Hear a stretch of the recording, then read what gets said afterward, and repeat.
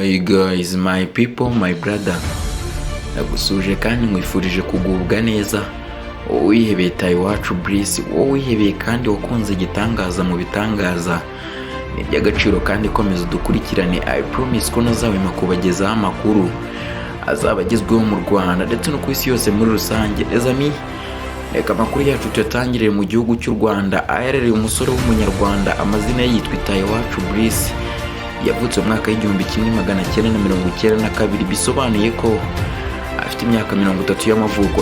Iwacu Bliss yamamaye mu muziki w'u Rwanda nka Bruce Melody. Kuri uyu munsi uyu mwartiste wamamaye mu muziki w'u Rwanda kubera ibihangano bigiye bitandukanye yagiye akora byagiye bumuhesha umwe mu bahanzi bakomeye cyane hano mu gihugu cy'u Rwanda, bitewe n'indirimbo asohoye yitwa Katerina, Bado, Ikinyafu, Samoya. Indirimbo zagiye zijya hit ndetse zikamugira umwe mu bahanzi ba hano mu gihugu cy'u Rwanda bari umuzandengo yuko iyo basohoye indirimbo ibigomba kuzuza miliyoni views uko byagenda kose.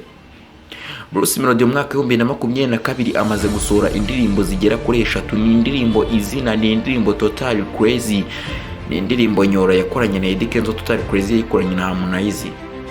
Muri izi ndirimbo zose, indirimbo ebyiri muri zo zamaze kuzuza miliyoni views ndetse iranarenga.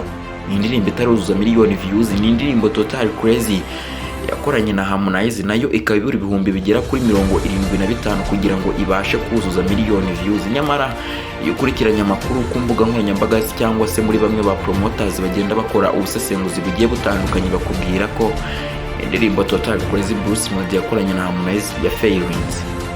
Ikintu nakubwira nuko nta ndirimbo n'imwe ibaho ku isi yagera ku rwego rwo kuzuza miliyoni views idafite abantu bayikunze.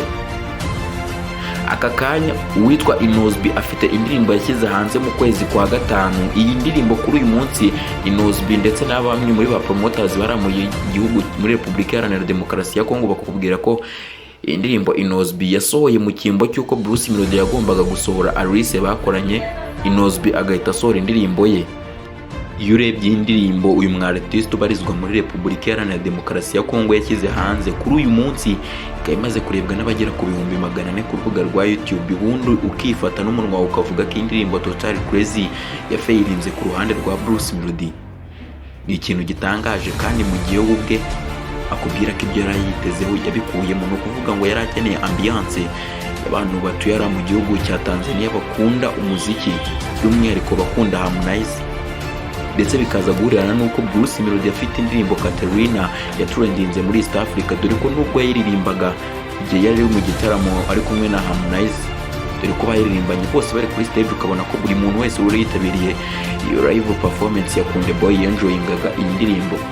Mu masaha ari imbere Bruce Melody aritegura gushyira hanze indirimbo yise Akinyuma. Ni indirimbo ifite video nziza yakozwe na God.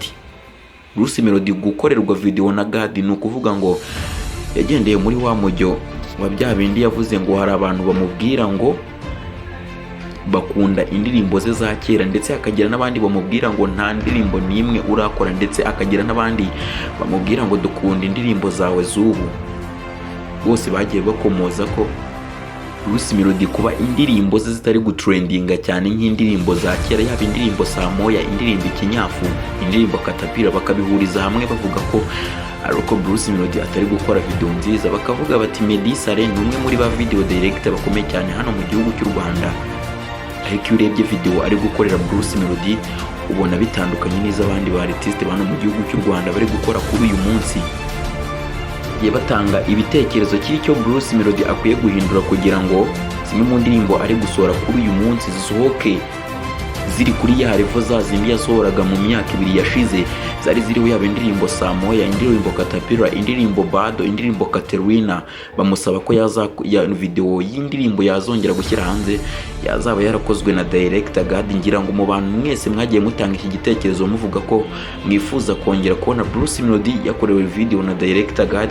God ntago ari ubwa mbere akoranye na Bruce Melody, kuko niba uzi indirimbo Mutware Bruce Melody yakoranye na Neri Ngabo, ubwo ari indirimbo yari kuri album ya Neri Ngabo, ariko nanone ni director God n'ubundi waje kugirana communication na Bruce Melody ubwo bakoraga indirimbo Mutware. Ndetse abakunzi ba Bruce Melody baza kwishimira uyu director, bifuza ko Bruce Melody yazongera agakorerwa video na director God. Bruce Melody indirimbo Nyora video yayo yakozwe na Melodie-Akinyuma, indirimbo Yogati yakoranye na Babo Eketi, video yayo ikorwa na Sasha Vibe. Kuri uyu munsi agiye gushyira hanze indirimbo Akinyuma ifite video nziza, irimo muri video irimo social media influencer n'umukobwa ukomeye cyane hano mu gihugu cy'u Rwanda, Shadibu, akaba ari we muntu wa mbere ukurikiranwa n'abantu benshi hano mu gihugu cy'u Rwanda, nawe akaba ari muri iyi video, akaba ari indirimbo igomba kujya hanze muri iyi weekend. Les amis, uze gucikwa rero na coming soon Akinyuma by Bruce Melody. Les amis, ndagushimiye wese mu kudukurikirana, ni iby'agaciro kandi komeza udukurikirane,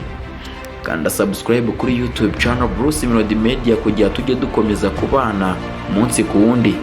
Nende Olivier Fernandez, ntabwo nzahwema kubagezaho amakuru azabagezweho mu Rwanda ndetse no ku isi yose muri rusange. Les amis, see you, love you guys.